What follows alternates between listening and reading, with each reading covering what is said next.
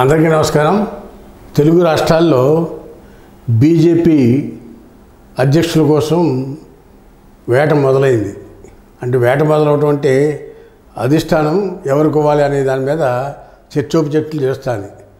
మరీ ముఖ్యంగా తెలంగాణలో 8 మంది ఎంపీలు ఉన్నారు, 8 మంది ఎమ్మెల్యేలు ఉన్నారు. రేపు రాబోయే రోజుల్లో బీజేపీ పార్టీని బలపరుచుకుంటే ముఖ్యమంత్రిని కూడా ఈ తర్వాత 28 ఎలక్షన్లు గెలవచ్చు అనేది బీజేపీ వాళ్ళ ఆలోచన తగ్గట్టుగానే బీజేపీ ప్రెసిడెంట్ని ఏ వర్గానికి ఇవ్వాలి. ఇప్పుడు వరకు కిషన్ రెడ్డి గారు ఉన్నారు. కిషన్ రెడ్డి గారిని కేంద్రంలో మంత్రిగానే ఉన్నారు, ఇక్కడ స్టేట్ బీజేపీ అధ్యక్షులుగా కూడా ఉన్నారు.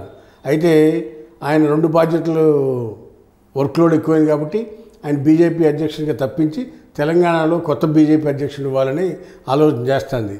ఈ రేసులో చాలామంది ఉన్నా అందరికన్నా ముందంజలో ఈటెల రాజేందర్ గారు ఉన్నారనేది మనకు అర్థమవుతూ ఉంది.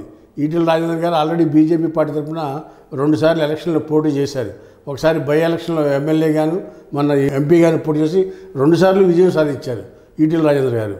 కాబట్టి ఆయన బీసీ వర్గాలకు చెందిన వ్యక్తిగా తెలంగాణలో తెలంగాణ సాధనలో ముఖ్యమైన వ్యక్తిగా తెలంగాణ ప్రజల్లో ఒక చెరగని ముద్ర ఈటెల రాజేందర్ గారికి కూడా ఉంది.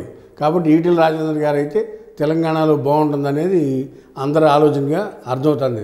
రాబోయే రోజుల్లో ఈటెల రాజేందర్ గారిని తెలంగాణ అధ్యక్షుడిగా నియమించవచ్చు అనేది మనకు అందుతున్న సమాచారం. హాయ్ ఫ్రెండ్స్, మా ఫ్యూచర్ టుడే ఛానల్ చూస్తున్నందుకు చాలా థ్యాంక్స్. మరిన్ని లేటెస్ట్ వీడియోస్ కోసం వెంటనే సబ్స్క్రైబ్ చేయండి. అలాగే ఈ బెల్ని కూడా రింగ్ చేసేయండి. మా లేటెస్ట్ వీడియోస్ నోటిఫికేషన్స్ అన్నీ మీ మొబైల్లో వస్తాయి.